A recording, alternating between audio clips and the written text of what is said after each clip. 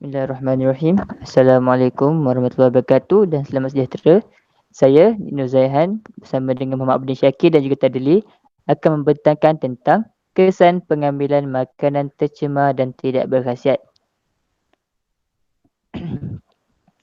Subtopik untuk pembentangan kami pada hari ini merangkumi pengenalan, kesan pengambilan makanan tercemar, kesan pengambilan makanan tidak berkhasiat dan juga rumusan. Sebelum pergi dengan lebih lanjut, saya akan mengupas dahulu apa itu definisi makanan. Makanan merupakan bahan-bahan yang boleh dicerna oleh badan dan mempunyai khasiat. Ianya terdiri daripada karbohidrat, protein, mineral, lemak dan air. Ianya juga boleh dimakan atau diminum oleh manusia dan haiwan.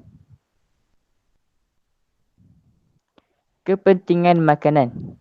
Makanan penting bagi manusia untuk membekalkan zat dan nutrien seperti karbohidrat, protein dan lemak, membekalkan tenaga dan juga membaiki tisu-tisu badan. Seterusnya ialah mengurangkan risiko penyakit seperti kwashiorkor yang berpunca daripada kekurangan protein. Yang ketiga, memberikan kesihatan fizikal dan mental yang lebih stabil. Dan seterusnya ialah mengawal kadar obesiti. Dan akhir sekali ialah membantu pembesaran fizikal yang lebih baik.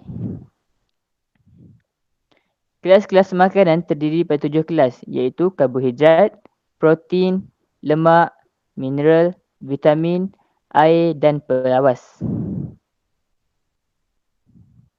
Seterusnya saya akan menyerahkan kepada saudara Syakir untuk membentangkan tentang pengambilan makanan tercemar. Okey, seterusnya saya akan menyambung pula tentang pengambilan makanan tercemar.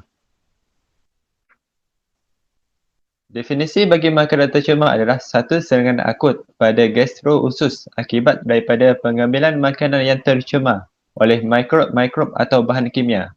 Bahan kimia ini mempunyai kesan sampingan pada tempoh yang lama. Contohnya, penggunaan asid benzoid yang digunakan sebagai pengawet dalam sos cili secara berlebihan boleh mengakibatkan gangguan saraf. Sumber daripada Kementerian Kesihatan Malaysia pada tahun 2011. Seterusnya adalah infografik kes bagi kes keracunan makanan yang berlaku di Perak. Kes ini disyaki berpunca daripada laksa. Mengikut sumber, para pekerja tidak menggunakan sarung tangan plastik makanan semasa penyediaan laksa. Okey, seterusnya, punca-punca makanan tercemar yang boleh dibahagikan kepada 3 bahagian. Yang pertama, toksin kulat. Yang kedua adalah bakteria. Dan yang ketiga adalah virus. Okey, sekarang kita akan pergi kepada punca makanan tercemar. Yang pertama adalah toksin kulat. Kulat mudah hidup di permukaan makanan seperti buah-buahan, sayur-sayuran, kekacang, daging dan juga produk tenusu. Ia biasanya mudah dikesan kerana memberi perubahan warna kepada makanan yang telah dicemar.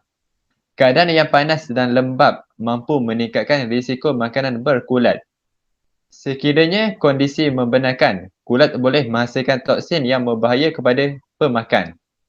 Okey, yang kedua adalah bakteria. Kebanyakan pembiakan bakteria pada makanan tidak dapat dikesan kerana tiada perubahan warna, tekstur atau bau yang boleh menjadi pengukur makanan tersebut sudah tidak selamat untuk dimakan.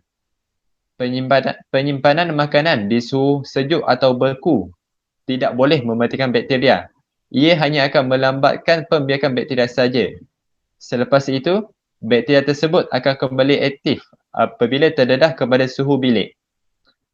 Seterusnya adalah virus. Virus adalah salah satu patogen yang mampu menyebabkan keracunan makanan. Tetapi ianya kurang predominan jika dibandingkan dengan bakteria.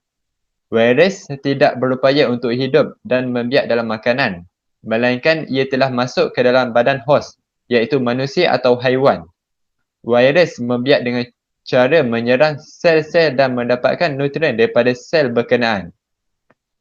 Okey, seterusnya adalah gejala makanan tercemar yang mempunyai 5 tanda. Yang pertama adalah loya, muntah, sakit perut, demam dan cirit-berit. Okey, seterusnya adalah kesan makanan tercemar. Yang pertama, Keracunan makanan boleh mengakibatkan kematian jika tidak mendapat rawatan awal. Ia juga boleh mengakibatkan kecacatan seperti lumpuh atau sakit sendi yang berpanjangan atau kronik.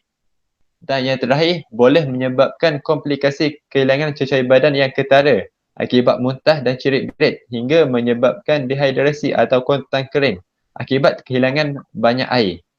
Ini seterusnya akan menurunkan tekanan darah iaitu menyebabkan tekanan darah rendah dan kegagalan buah pinggang berfungsi dengan baik sehingga menyebabkan pesakit terpaksa menjalani pembedahan. Seterusnya, saudara tadi pula akan menyambung bagi kesan pengambilan makanan tidak berkhasiat. Terima kasih Muhammad Abdi Zakir. Okay, seterusnya, saya akan menerangkan berkaitan kesan pengambilan makanan tidak berkhasiat. Definisi makanan tidak berkhasiat adalah kumpulan makanan yang mempunyai kolesterol yang tinggi, makanan yang mengandungi gula yang tinggi, makanan yang diproses dan segera, makanan ringan yang bebas gluten, makanan yang mengandungi kandungan garam yang tinggi, dan akhir sekali adalah makanan yang menggunakan pewarna makanan. Contoh-contoh makanan tidak berkhasiat. Yang pertama, burger. Yang kedua, mi segera. Yang ketiga, snack. Yang keempat, donat. Yang kelima, gula-gula. Dan yang keenam adalah pizza. Sumber dia adalah melalui Berita Harian 2020. Kesan pengambilan makanan tidak berkhasiat akan menyebabkan tubuh badan mengalami malnutrisi. Yang kedua, akan menyebabkan penyakit kronik. Yang ketiga, membantu pembesaran kanak-kanak. Dan yang keempat adalah masalah obesiti. Okay, mari kita lihat yang pertama. Okay, menyebabkan tubuh badan mengalami malnutrisi. Malnutrisi ini bermaksud kekurangan nutrien dalam badan. Malnutrisi akan menyebabkan individu diserang penyakit seperti anemia, kwashiorkor, scurvy dan riket. Makanan yang dimakan tidak mempunyai kandungan nutrisi yang cukup seperti protein, vitamin dan zat-zat makanan yang diperlukan oleh badan. Next. Yang kedua akan menyebabkan penyakit kronik. Sebagaimana yang kita tahu, penyakit kronik ini terdiri daripada penyakit yang tidak berjangkit seperti jantung, penyakit kencing manis, tekanan darah tinggi, penyakit mental dan kanser.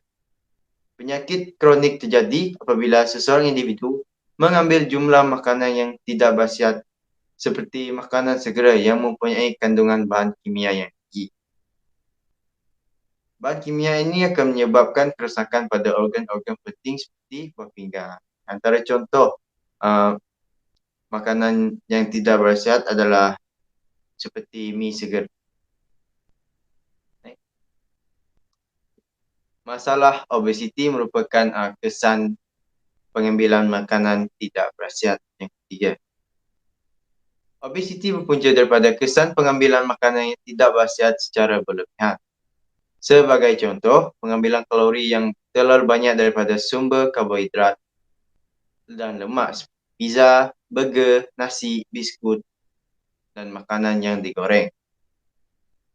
Pengambilan makanan yang tidak sihat seperti makanan yang mengandungi kadar gula dan lemak yang tinggi memberi risiko kepada seorang itu mengalami berat badan yang berlebihan dan menyebabkan obesiti serta penyakit-penyakit lain.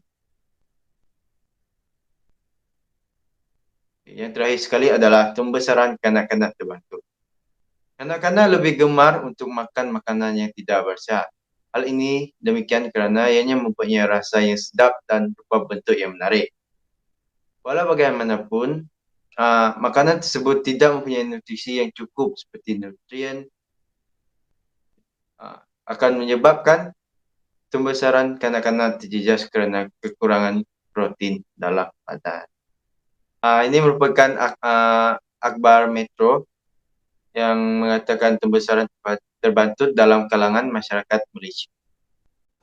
Okay, di akhir pembincangan kami ni, terdapat kesimpulan yang dapat kami rumuskan secara keseluruhannya iaitu tuntasnya pengambilan makanan yang berkhasiat dan seimbang mengikut kadar yang ditetapkan dalam piramid makanan adalah yang terbaik dalam mengkonsumsi makanan untuk mendapatkan nutrisi yang secukupnya. Makanan yang hendak dihidangkan juga perlulah menepati kebersihan yang sepatutnya dan dimasak atau dihidang dalam keadaan yang bersih dan selamat untuk mengelakkan berlakunya keracunan makanan yang boleh membahayakan kesihatan manusia. Sekian sahaja daripada kumpulan kami. Terima kasih.